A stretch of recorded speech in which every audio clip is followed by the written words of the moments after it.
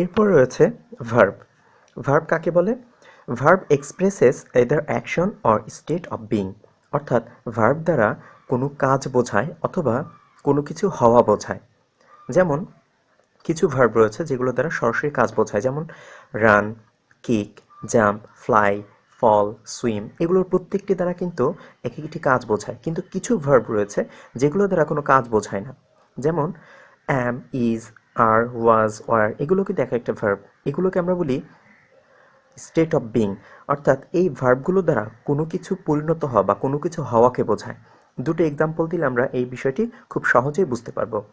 Roni is a sportsman, he can run fast. এখানে দেখো প্রথমে যে ভার্বটি বলা হচ্ছে Rony is a sportsman, is is দ্বারা কি বোঝাচ্ছে? যে রনি হয় একজন খেলোয়াড়, অর্থাৎ রনির খেলোয়াড় হওয়াটাকে এখানে ইজ দ্বারা প্রকাশ করা হচ্ছে। এটা দ্বারা কিন্তু কোনো কাজ বোঝাচ্ছে না, ইজ বললে এখানে কোনো কাজ বোঝায় না। কিন্তু পরবর্তী সেন্টেন্সটা দেখো, হি ক্যান রান ফাস্ট, এখানে ক্যান রান দৌড়াতে পারে, এটা কিন্তু আসলে একটি কাজ বোঝাচ্ছে। অর্থাৎ এই রানটা এখানে হলো মূলত অ্যাকশন অফ ভার্ব, আর ইজটা হলো স্টেট অফ বিং। এরকম দুই ধরনের ভার্ব আমরা সেন্টেন্সে দেখতে পাই। এরপর রয়েছে অ্যাজেক্টিভ। অ্যাজেক্টিভ কাকে বলে? Adjective describes a noun or pronoun, অর্থাৎ অ্যাজেক্টিভ একটি নাউন বা প্রোনাউনকে বর্ণনা করে, অর্থাৎ একটি নাউন বা প্রোনাউন সম্পর্কে বাড়তি কিছু তথ্য দেয়। এক কথা বলতে গেলে নাউন বা প্রোনাউনকে মডিফাই করে। যেমন একটু উদাহরণ আমরা দেখি, the turtle is very slow. এখানে দেখো স্লো শব্দটি টার্টলকে মডিফাই করে বলছে যে খরগোশটি অত্যন্ত ধীর গতির। তাহলে এই দ্য টার্টল একটি নাউন, এই নাউনটিকে স্লো যখন মডিফাই করছে তখন স্লো এখানে অ্যাজেক্টিভ হয়ে যাচ্ছে। পরের উদাহরণটি দেখো, মারিয়াম ইজ ইন্টেলিজেন্ট, মারিয়াম বুদ্ধিমতী। তাহলে এখানে মারিয়াম সম্পর্কে, মারিয়াম একটি নাউন, এই নাউন সম্পর্কে কিছু বর্ণনা করা হচ্ছে ইন্টেলিজেন্ট দ্বারা, যে মারিয়াম কেমন, সে বুদ্ধিমতী। তাহলে এই ইন্টেলিজেন্ট শব্দটি যেহেতু একটি নাউনকে মডিফাই করছে, তাহলে এটি একটি অ্যাজেক্টিভ হবে। আরও কিছু অ্যাজেক্টিভের উদাহরণ আমরা দেখে নিই, যেমন কুইক, ফুল, কাইন্ড, ক্রুয়েল, ইজি, হার্ড। এই শব্দগুলো কিন্তু অ্যাজেক্টিভ, কারণ এগুলো প্রত্যেকটি দ্বারা কোনো না কোনো নাউনকে, নাউনের দোষগুণকে বোঝাবে বা নাউনকে বর্ণনা করবে। ছোটোবেলায় আমরা হয়তো অনেকেই অ্যাজেক্টিভের সংজ্ঞায় পড়েছি যে নাউন বা প্রোনাউনের দোষ, গুণ, অবস্থা, সংখ্যা, পরিমাণ ইত্যাদিকে অ্যাজেক্টিভ বলে। আসলে সেটিও ঠিক।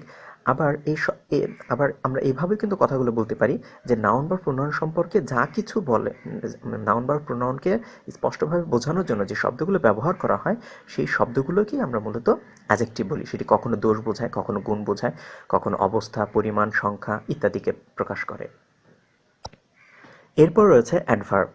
Adverb modifies the verb, adjective or adverb, অর্থাৎ অ্যাডভার্ব ভার্বকে মডিফাই করে, অথবা কোনো অ্যাজেক্টিভকে মডিফাই করে, অথবা কোনো অ্যাডভার্বকে মডিফাই করে। এক কথা বলতে গেলে নাউন বা প্রোনাউন বাদে বাকি যে কোনো পার্সন স্পিচকে যে মডিফাই করে সে হলো অ্যাডভার্ব। একটি এক্সাম্পল আমরা দেখি, নিশান কেম হোম কুইকলি। নিশান তাড়াতাড়ি বাড়ি ফিরে এলো। তাহলে দেখো এই কুইকলি শব্দটা কাম বা কেম ভার্বটাকে মডিফাই করছে। নিশান কেম হোম কুইকলি, সে কীভাবে, মানে কখন বাড়ি ফিরে এলো বা কীভাবে বাড়ি ফিরে এলো, সে দ্রুত বাড়ি ফিরে এলো। অর্থাৎ কুইকলি শব্দটা ভার্ব কেমকে বিশেষভাবে উপস্থাপন করছে বা কেমকে মডিফাই করছে। তাহলে কুইকলি এখানে একটি অ্যাডভার্ব। এছাড়াও অ্যাডভার্ব যেহেতু ভার্বকে মডিফাই করে, তাই ভার্বকে কিছু প্রশ্ন করে আমরা কতগুলো উত্তর পাই, সেই উত্তরগুলোই হলো আমাদের অ্যাডভার্ব। যেমন ভার্বকে যদি আমরা প্রথমে প্রশ্ন করতে পারি হাউ দ্বারা, কিভাবে, তাহলে আমরা যা পাবো সেটা কী হবে? অ্যাডভার্ব। যেমন স্লোলি, বিউটিফুলি, কুইকলি, এই শব্দগুলো কিন্তু ভার্ব কীভাবে সম্পন্ন হয় সেগুলো বোঝায়। একটু উদাহরণ দিই আমরা, এ টার্টল ওয়ার্কস স্লোলি, অর্থাৎ একটি খরগোশ আস্তে আস্তে হাঁটে। তাহলে আমরা যদি জিজ্ঞেস করি কিভাবে হাঁটে, স্লোলি, আস্তে আস্তে হাঁটে, তাহলে স্লোলি কী হবে? একটি অ্যাডভার্ব। আবার ভার্বকে যদি আমরা হোয়েন দ্বারা প্রশ্ন করি, অর্থাৎ কখন দ্বারা প্রশ্ন করি, তাহলে আমরা কি পাই? তাহলেও কিন্তু আমরা অ্যাডভার্ব পাই। এই অ্যাডভার্বগুলো কেমন হয়? যেমন নাও, ইয়েস্টারডে, টুমরো। একটা এক্সাম্পল দেখি আমরা, the college will open tomorrow.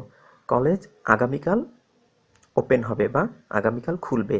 তাহলে আমরা যদি ওপেনকে জিজ্ঞেস করি যে কখন খুলবে, টুমরো খুলবে, তাহলে এই টুমরোটা কি হবে? অ্যাডভার্ব হবে। এছাড়াও আমরা ভার্বকে যদি হোয়ার দ্বারা প্রশ্ন করি তাহলে যে উত্তরগুলো পাবো সেগুলো কী হবে, অ্যাডভার্ব হবে। এগুলো কেমন হয়, যেমন হেয়ার, দেয়ার, অথবা যে কোনো জায়গা। যেমন একটি এক্সাম্পল দিই আমরা, the boys are going to the river to take bath. ছেলেরা নদীতে যাচ্ছে গোসল করতে। যদি এই গোয়িং এটাকে যদি আমি জিজ্ঞেস করি যে কোথায় যাচ্ছে, তাহলে উত্তর আসে হলো দ্য রিভার। তাহলে দ্য রিভার এখানে একটি অ্যাডভার্ব।